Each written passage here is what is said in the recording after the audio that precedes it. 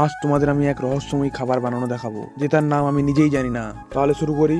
প্রথমে লঙ্কাগুলোকে কুচি কুচি কুচি করে, তারপর একটা গোটা পেঁয়াজকে নিয়ে কুচি কুচি কুচি করে কেটে নিতে হবে একটা বাটিতে। তারপর 3টা গোটা ডিমকে নিয়ে ফাটিয়ে একটা বাটিতে রাখবে। আরে মা, এ ময়দা কত আছে?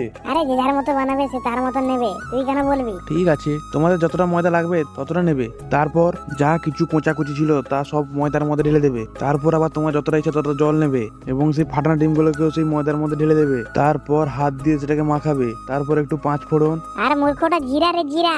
ও, যারা ভিডিও দেখবে তারা জানে, আমি জানি না তো কি হলো। তারপর হলুদ এবং পরিমাণ মতন নুন দিয়ে আবার একটু মেখে নেবে হাত দিয়ে। তারপর গ্যাসটাকে জ্বালিয়ে তারপরে একটা প্যান দিয়ে দাও। যতক্ষণ না গরম হয় প্যানটা ততক্ষণ হাত দেবে না। প্যানটা গরম হলে তার একটু হাত দিয়ে দেখো প্যানটা গরম হয়েছে কিনা।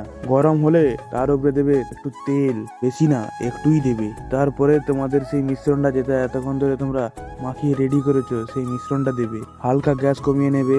একটু চার ভাজা হলে এপাশ ওপাশ একটু নাড়াচাড়া করে দেখে নেবে। তারপরেই তৈরি ইউনিক ডিশের নাম জানি না, কিন্তু খেতে খুবই মজা। আমি খাই সস দিয়ে। তোমরা লাইক সাবস্ক্রাইব করে যাও, ঠিক আছে? বাই। তাহলে তুই একটু খা, আমি যখন খাচ্ছি।